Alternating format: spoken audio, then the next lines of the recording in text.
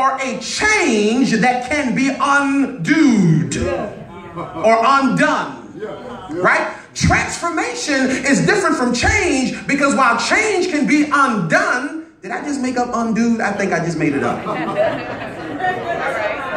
But when you've been preaching as long as I've been preaching, you can make up words.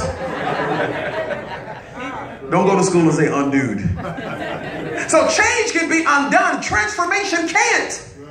You don't believe me, but ask a caterpillar. Once the caterpillar, watch this, has shifted into a butterfly, he's not changed into a butterfly, he's transformed into a butterfly. Transform or transformation, coming from the Greek word metamorpho, which is where we get the English word metamorphosis. It is a complete transformation or a change that doesn't happen from the outside in, from the inside out. Once it becomes a butterfly, it does not matter what happens, it cannot go back to being a caterpillar. And the only time you experience seasons in your life where you consistently go back and go back and go back and go back is if you have been experiencing change. But when transformation comes, now we're dealing with your mind and your will and your intellect and your soul.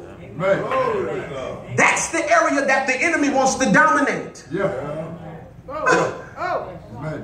Watch this, right? So, and I promise I'm going to hit the text. Just give me just 3 more minutes of foundation. So, the devil cannot touch your spirit because your spirit belongs to God.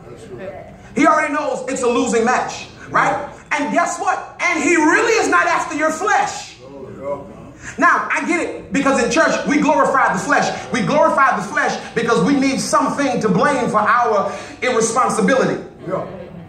So we say things like, well, you know, the spirit is willing, but the flesh is weak.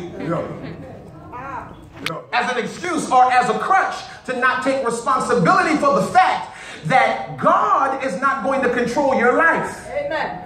When God created us, he created us with something called free will. That is the ability to choose. Watch this. God puts Adam in a garden, right? And there are apple trees and orange trees, and there are, fig trees and banana trees. And then there's a tree in the garden, and God says, do not eat from that tree. Now, my question is, God, if you know everything, like you're the maker, the master, the ruler, the creator, and the sustainer of all things, you were in the beginning, before the beginning ever began to begin, you're God. Surely you know all things. If you put the laugh in the hyena, the bark in the dog, the meow in the cat, if you made salt tangy and pepper hot, you are God, right? If before